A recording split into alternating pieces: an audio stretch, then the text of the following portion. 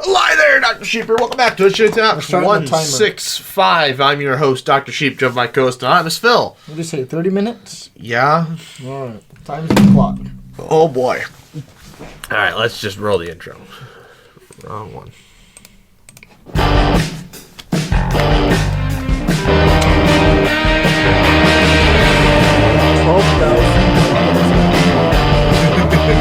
Wait, hold up. I know that number. You should know that number. I know that number.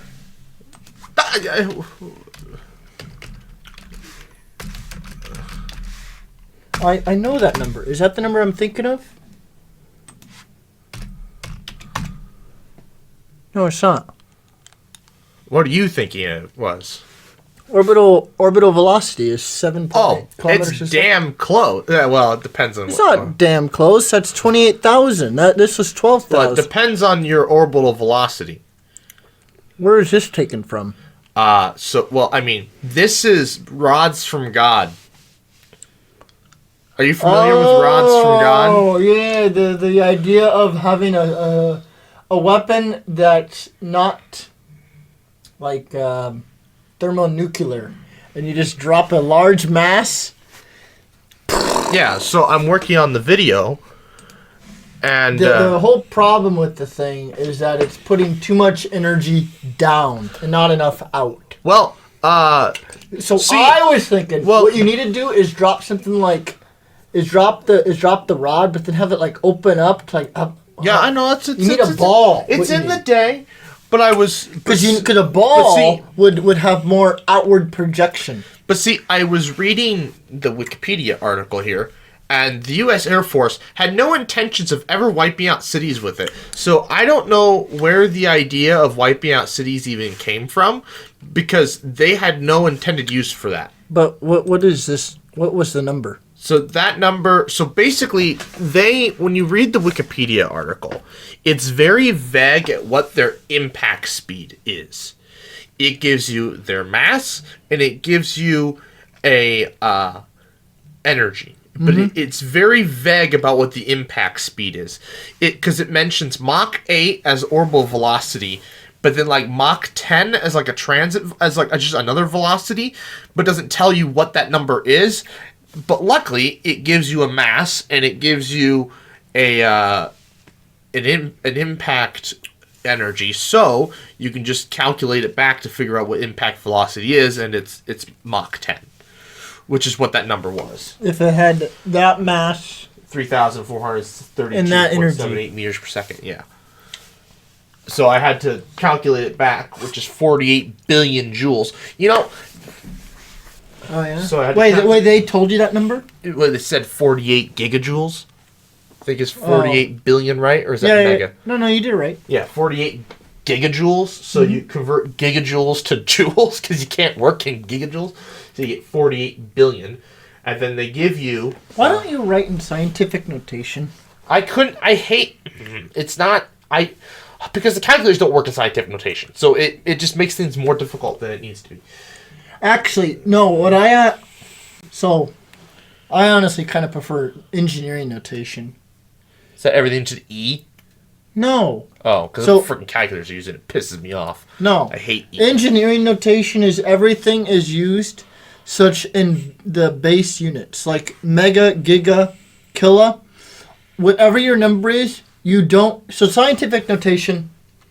The number has to be a number between 1 and 10.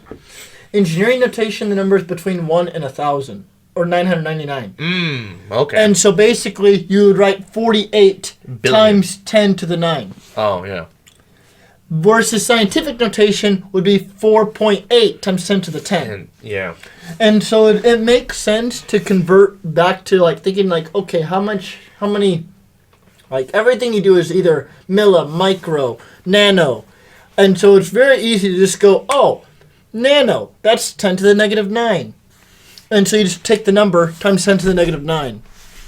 Versus scientific or whatever, you have to make your number between 1 and 9. Right. Well, anyways. So that's why, because we use it all the time in my classes, and I honestly kind of like writing it. writing in it. So, I learned something, too. Metric tons and English tons are virtually the same. Yeah, they're close. They're very close. Like, obviously, the more tons there are, like, the bigger your object, the less close they're going to be. But, like, when you're working... metric is 1,000 kilograms. Right. And then... Which is so annoying, because you're so used to English tons, which you know is like 2,000 pounds. So it's not like it is. Well, yeah. Which is 2,000 pounds. And it's so annoying, because you're like, which one is the 2,000 one? Or it's like, okay, does metric tons follow the same 2,000? Because I feel like it wouldn't, because it's metric. It should be in base 10. Yep. And so it's so annoying. It was so annoying. Anyways, so I had to convert they give both readings in tons, so it doesn't matter which one. So I converted it to kilograms, and then just solved. Got this velocity, converted it back to miles per hour, because I knew the Mach number for that. Yeah. And then just divided it by... That number is very simple. Yeah. 343. Yeah, which is give or take Mach, because... Well, it depends. It depends on a lot of things. Yep. The three major things are temperature, elasticity, and density. Yeah, there's a lot, and so we just... And so it's always given at standard atmospheric pressure. Right. In air. Which is, depending on the temperature. And then, we have to be at sea level. At the other level, it's going to be different. Mm-hmm. And it's just true. Like, so Mach, and Mach is given in, so Mach is used to find relative air velocity, and so you have to find it in, in the air, in the area, so non-moving air. And I'm like, what the fuck? Because I just started reading about it, and I'm like, excuse me? Who's doing these calculations for these planes when they're calculating their airspeeds? Well, planes use everything in knots. Yeah, well, screw knots. There's a story, and this reminds me of a story where a blackbird was flying near LAX, and this little Cessna asks for his airspeed readout. And, from the tower, because he doesn't have that instrument on board. Which then starts a, whose dick's bigger than the other dick. So then you have all these planes going back and forth. And his F-16 in Death Valley was just like, bet you're sweet ass. It's just like, watch. It's like, what's my airspeed? It's like Mach 2 or whatever. Mm-hmm. And the Blackbird's just like, all right. Clicks on his radio and goes, tower, this is blah, blah, blah, blah. What's my airspeed? And I don't remember. I don't remember what the readout was. I don't remember. But he was going fast. It was more. Yeah, but because the tower, the funniest thing about the towers, they're really nice and super bubbly about this, despite the fact that they're just dead inside and why the hell are you asking for your airspeed readout, type thing. Mm-hmm. Which is was kind of the funny part with all the pilots when they're all asking for their airspeeds, even though they don't need them. Yeah. And they said something that kind of just put everybody just shut everybody up when they, not just the number but something else that air traffic controller said. But anyways, he reads the airspeed and radio silence after that. No one else was asking for their airspeed readouts that day. Oh man, no one else that day could match it. There was another day where it's conflicting of how the story goes, but basically a blackbird was asking air traffic control, hey, is 65,000 feet cleared out? Am I good to proceed to 65,000 feet? And the air traffic controller goes, yeah, if you can get that high, kind of just what the hell? Who the hell's flying to 65,000 feet? And then some people said they ascended to 65,000 feet, but at least the Instagram post said, but the comments are no, it was descending to 65,000 feet. So then the Blackbird pilot gets on, all right, descending to 65,000 feet, and it's just what? Because their operating altitude is 85. So it's just all right, descending to 65,000 feet. I'm like, oh my god. But that's what happens when you have the highest flying aircraft and the fastest aircraft in the... Can the U-2 go higher? Than the Blackbird? Because those things are made for, like, ultra-thin air. Google. Max height of U-2 spy plane.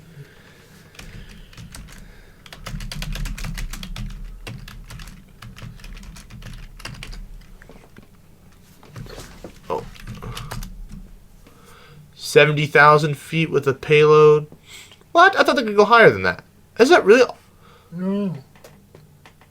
They cruise many hours above. Oh. With 3,000 pounds. Oh, with a payload. Yeah.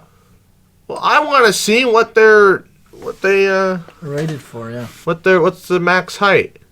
It's probably classified. Well, go to the Wikipedia page. Maybe they say. Right there, yeah. Lockheed U-2. Produced... Yeah, wow, okay. They were in production until 19. All right. No. But it's probably in here. Feet aircraft previously been recorded. Climbed to 88,000. In 1953, in a major NATO exercise, Flight Lieutenant intercepted a U-2 at a height of 66,000 feet, where the aircraft had previously been considered safe from interception. Hale climbed to 88,000 feet. It's Lightning F3. Oh. But I thought it could go... Set a world record altitude of 20,000 meters in a horizontal flight and 12,000 kilograms in weight class. Right. It's probably classified. Yeah, well, whatever let's look up SR-71. SR-71. Max. I 85,000 feet. Yeah, maybe they're similar. I don't know. Yeah, they probably are pretty. I would guess they're pretty similar. Yeah. Of course, one is like just I'm getting a phone call. I got a phone call too. It's from my dad. All right, well, we'll be right back, folks. Okay, I'm gonna try this again. So, anyways, the U-2 barely putzes along at 85,000. Oh, I shouldn't say barely, but it puts along. It just glides along at 85,000 feet. As where the SR-71 has to fly at 85,000 feet, otherwise it will literally disintegrate itself. Really? I mean, it goes real fast. No, but it doesn't have to go that fast. Okay, well, yeah, I mean, to go its top speed, it has to go that high, or else, well, A, it couldn't go its top speed, and B, it would disintegrate itself. Yeah. More than likely. The thing's only made of titanium. The thing is, you can't really get much higher before you can't really call yourself a plane. Yeah, you need to carry your own oxygen. That is how they define it. It's like, at what point are you no longer generating lift from the difference in air pressure, and are you generating lift from a rocket? Yeah, at some point you're gonna need to carry your own liquid fuel. At some point, you stop generating lift, and you're gliding, you're cruising. I don't know, you're not even gliding. What's the term that people use for, like, orbiting? You're orbiting. You're orbiting. At some point, you just stop. You stop flying and you start orbiting. Yep, pretty much. You're no longer lifted. You are just falling. You are falling. You are falling. At some point, you're falling. There isn't a no, but. There was... who's... Lockheed Martin or Boeing is working on a ramjet again. Oh, yeah? Yeah, but I don't remember what it was for. I can't remember if it's for that new supersonic plane that NASA's developing so that they can bring commercial flights back that fly at Mach. Like the Mach. Virgin... Oh, like the Concorde? Yeah. Oh. Basically, the reason why Concorde died was... It was expensive. Expensive... B, it was ahead of its time, and C, the U.S. banned flying above land at at supersonic speeds. Well, they weren't flying above land. It was from London to New York. Well, yes, but they did fly some flights above land. At that speed? Yeah. Oh. And I thought it was issues. solely used from like the UK to the US. There were some flights, very few in the early days, right before the US was like, nope, none of that. What's kind of crazy? So my flight from Germany to Denver only lasted effectively 2 hours. Thank you, time zones. Because that flight, when you flew from London to New York, you could arrive in New York before that time. Yeah, that you left. Before the time you left, yeah. Negative. So if you left at noon, you could get there at like 11:30 New York time. Negative time. So it's as if you have more time in your day now. Yeah. And that's what was crazy. So the flight on the plane was like 9.5 hours. That sounds like horrible jet lag. Like it was like well, see, that's the thing, right? It was a 9.5 hour flight. I get there, only 2 hours had effectively passed. I was up for 27 hours because I had to wake up at like 3:30 in the morning for my flight that left Spain. Because the plane left at 7. You had to be there an hour. Or you had to be there 2 hours early. You know. Mm-hmm. I had to be at the bus stop that takes me to the airport by 5 because they have buses that take you there. And the best time that worked for me was 5 o'clock. Or no, I think maybe it was 4:30 because I was accounting for that. Right. Was 4:30. And then I was like, oh, I need to be up like 45 minutes before that, so I can take a shower, eat dinner, and have like one last breakfast with my host mom before I leave. So I woke up at like 3:45, and I didn't go to bed until like almost midnight Denver time. Sounds like death. Almost midnight Denver time. Sounds like death. Because I was waiting for the plane to leave in Denver at 6 p.m. Well, they kept delaying it, and then at 10 o'clock in Denver time, they finally canceled it. They're like, yeah, we're done. Your plane's not coming. Great. What? And then you want to know what the best part is? What? I had to sleep in the hotel, in the airport. Oh, yeah. Oh, yeah. I did not sleep well. Despite being up for 27 hours, I did not sleep well. Death. And because then the next morning, I get on the plane and leave, and then it's just like, I was dead the whole day. I think I had a haircut that day, too. When I got back. So our barber's just like, so how was Spain? You're just like, don't talk to me. Just let me die, please. Just let me die in peace. Just let me die. So, well, anyways, NASA and Skunkworks are working on a plane that will hopefully, instead of a supersonic boom, it's a thud. So they're wanting to make that bang quiet. Okay. So that they can convince legislation to allow for supersonic flight to come back. And then maybe supersonic planes can start flying again because it'll be more economical now in the 21st century instead of the 20th century. Yeah.